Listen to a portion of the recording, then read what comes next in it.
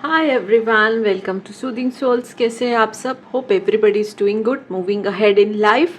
तो फ्रेंड्स, आज की जो हम ये रीडिंग करने वाले हैं ना, इसमें हम ये देखते हैं कि आपके पर्सन की जो करंट फीलिंग्स हैं इस साल के ख़त्म होते होते, यानी बाय द एंड ऑफ 2023, उनकी करंट फीलिंग्स क्या है इस समय, पूरे साल में क्या हुआ है आपके रिश्ते में, और इस समय वो किस एनर्जी में है जैसे ही ये साल जो है वो ख़त्म हो रहा है।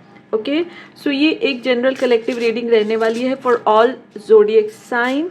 टाइमलेस इस हिसाब से है कि जब भी आपके सामने आएगी बेबी इन 2024, आप ये देख सकते हैं कि एंड में जब साल ख़त्म हो रहा था, बहुत सारी चीज़ें हमारे दिमाग में चलती है, न्यू प्लान्स चलते हैं, कुछ चीज़ें हम रिसीव करने के मोड में होते हैं, कुछ हम रिलीज़ करने के मोड में होते हैं। तो आपको मालूम पड़ेगा कि बाय द एंड ऑफ 2023 इससे गाइडेंस मिलेगा आपको, जैसे ही वीडियो आपके सामने आएगी, कि आपके पर्सन किस एनर्जी में थे, क्या सोच रहे थे कि जैसे जैसे ये साल ख़त्म हो रहा है।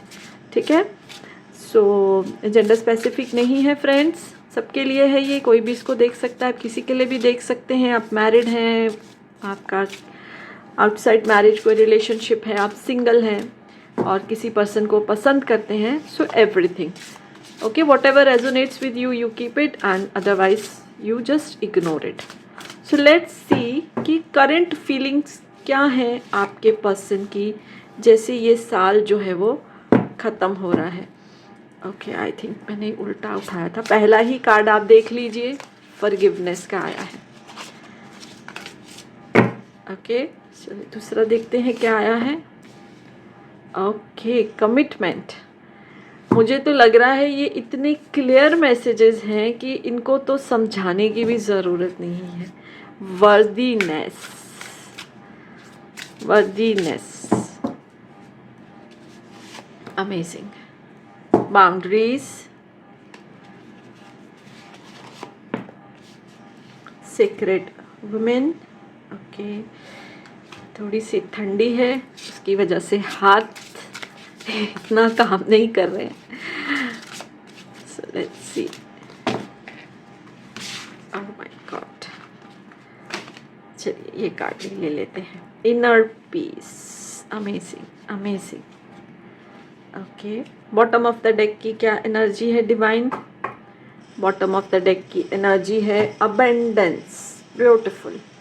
सो देखिए, करंट फीलिंग्स आपके पर्सन की जैसे जैसे ये साल ख़त्म हो रहा है, सबसे पहला कार्ड जो आया था फॉरगिवनेस का, तो ये मुझे ऐसी एनर्जी आ रही है कि मे बी इस साल आप दोनों के बीच में बहुत अप्स एंड डाउन्स रहे हैं, रिश्ते में नो कांटेक्ट भी हुआ है, सेपरेशन भी हुआ है, झगड़े भी हुए हैं, आर्ग्यूमेंट्स भी हुए हैं। लेकिन जैसे जैसे ये साल ख़त्म हो रहा है ना, आपके पर्सन को शायद उनकी गलतियों का खुद से सेल्फ रियलाइजेशन जैसे हो रहा है, खुद से रियलाइज़ हुआ है, और अब ये साल के ख़त्म होते होते वो आपसे फॉरगिवनेस चाहते हैं। चाहे उन्होंने आपको ओपनली कन्वे किया है कि नहीं किया है, बट उनके जो मन की फीलिंग्स हैं, उनकी जो हार्ट फेल्ट फीलिंग्स हैं, आपसे वो माफ़ी मांगना चाहते हैं। चाहे कई बार उनकी गलती थी कि नहीं थी, बट इस समय वो फॉरगिवनेस की एनर्जी में है। आपको भी आपकी गलतियों के लिए ऐसा तो नहीं बोल सकती कि आप मेरी रीडर्स हैं तो आपसे सॉरी आप मेरे व्यूअर्स हैं तो आपसे कोई गलती नहीं हुई होगी, गलतियां सबसे होती हैं। तो आपकी गलतियों के लिए भी वो आपको माफ़ करना चाहते हैं, और अपनी गलतियों के लिए भी वो आपसे माफ़ी मांगना चाहते हैं। ये है उनकी सबसे पहली फीलिंग। दूसरी है कि अब वो एक नई शुरुआत करना चाहते हैं, आपको कमिटमेंट का ऑफ़र देना चाहते हैं। शायद अभी तक इसी वजह से आपके आर्ग्यूमेंट्स हो रहे थे कि कमिटमेंट नहीं दे पा रहे थे, but now they are ready to give you commitment. अभी again I want to clarify, ये जेंडर स्पेसिफिक नहीं रीडिंग है। तो जो मेरे व्यूअर्स देख रहे हैं, उनके पार्टनर, जैसे आप मेल हैं तो आपकी फीमेल पार्टनर, और अगर आप फीमेल हैं तो आपके मेल पार्टनर आपको कमिटमेंट देने के लिए राज़ी हैं, क्योंकि तैयार हैं, क्योंकि आपकी वर्थ को उन्होंने पहचान लिया है। इस साल में उन्होंने बहुत अप्स एंड डाउन्स देखे हैं अपनी लाइफ में, रिलेशनशिप में, और सबसे बड़ा जो उन्होंने अभी जैसे वो सोच रहे हैं, सबसे बड़ा जो निचोड़ उन्होंने निकाला है आपकी वर्थ, कि आपका होना उनकी लाइफ के लिए कितना इम्पॉर्टेंट है। आप एक बहुत इम्पॉर्टेंट पार्ट हो उनकी लाइफ का, आपके बिना उनकी लाइफ नहीं है। ओके, तो अभी तक अगर कुछ बाउंड्रीज में वो बंधे हुए थे because of their financial situation और देयर फैमिली सिचुएशन और सोसाइटी का कुछ प्रेशर था, तो अब वो सब बाउंड्रीज को तोड़ के आपको कमिटमेंट देंगे। तो ये भी एक reason, one of the reason इसमें से कुछ हो सकता है आपके जो आर्ग्यूमेंट हुए थे जिसके लिए वो फॉरगिवनेस चाहते हैं। शायद कुछ कड़वे शब्द भी उन्होंने बोले हैं, आपने भी बोले हैं, तो उसके लिए वो आपको माफ़ करना चाहते हैं और अपनी जो गलतियाँ उनसे हुई हैं उसकी आपसे माफ़ी मांगना चाहते हैं।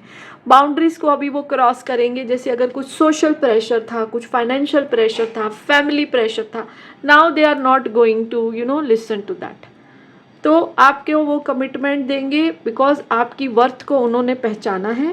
एंड इसमें एक इम्पॉर्टेंट चीज़ निकल के आ रही है कि पूरा साल शायद उन्होंने किसी जैसे कि इवॉल्व पर्सन से, कोई सीक्रेट पर्सन से, कोई स्पिरिचुअल पर्सन से उन्होंने गाइडेंस भी लिया है, मेडिटेशंस की हैं, अपने पे काम किया है, सेल्फ लव किया है, टेक्निक्स शायद करी हैं, टैरो रीडिंग्स भी उन्होंने शायद देखी हैं।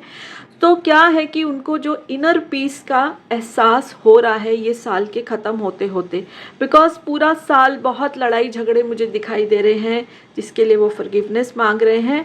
सो लड़ाई झगड़ों से बचने के लिए या उससे शांति पाने के लिए उन्होंने किसी की शरण ली है, किसी का सहारा लिया है। कोई स्पिरिचुअल पर्सन हो सकते हैं, पॉसिबली अ विमेन। तो जिससे क्या हुआ कि उनको इनर पीस भी आई है, इनर पीस मिली है, शांति मिली है। देखिए, जब हम स्पिरिचुअलिटी की तरफ जाते हैं तभी हम फॉरगिवनेस का जो इम्पोर्टेंस है वो समझ पाते हैं कि किसी को फॉरगिव करना, even to our own self, forgiveness is so very important. तो जिसकी वजह से उनके मन को शांति भी मिली है। एंड व्यूअर्स, अगर आप भी किसी के लिए मन में कुछ भी फीलिंग्स है, चाहे गलती उनकी है चाहे गलती आपकी है, आप 5 मिनट मन शांत करके उनको फॉरगिव करने का सोचिए, आपको बहुत शांति मिलेगी। बिकॉज आपकी एनर्जी स्पेस क्लियर हो जाती है। नहीं तो जैसे क्लटर रहती है आपकी एनर्जी स्पेस। अगर हम किसी के मन में, इसी के लिए मन में ग्रज रखते हैं, चाहे गलती किसकी भी हो, हम वहाँ नहीं, उस टेरिटरी को नहीं देख रहे, चीज़ चाहे किसकी भी गलती हो, ग्रजिस जब रखते हैं ना तो हमारी एनर्जी स्पेस ब्लॉक्ड हो जाती है, क्लटर हो जाती है, जो उन्होंने क्लियर की है किसी के गाइडेंस से, जिसकी वजह से अब वो शांति महसूस करें। और जब हम एकदम पीसफुल एनर्जी में होते then only we can make decisions, तभी हम राइट डिसीशंस मेक करते हैं, यानी बना सकते हैं। नहीं तो हम जब एक तामसिक एनर्जी में होते हैं, गुस्से की एनर्जी में होते हैं, हमारे डिसीशंस भी रॉन्ग हो जाते हैं। अब इन सब का क्या निचोड़ निकलेगा? फॉरगिवनेस होगी, पीस होगी, कमिटमेंट देंगे आपको, अपनी बाउंड्रीज जो उन्होंने खुद से क्रिएट की हुई थी, जिससे आपको तकलीफ हो रही थी, उसको क्रॉस करेंगे। So the end result will be abundance. और अब मैं हमेशा हर रीडिंग में बोलती हूँ कि abundance is not always money.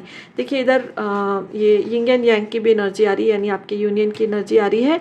Abundance, sorry मैंने बीच में ये आपको बोल दिया, abundance is from all the sides, money wise, relationship wise, inner peace, fame, worthiness, सब चीज़ें जो है, देखिए सब चीज़ें हमारी अबंडेंस में आती हैं। सिर्फ मनी नहीं, सब चीज़ें आती हैं।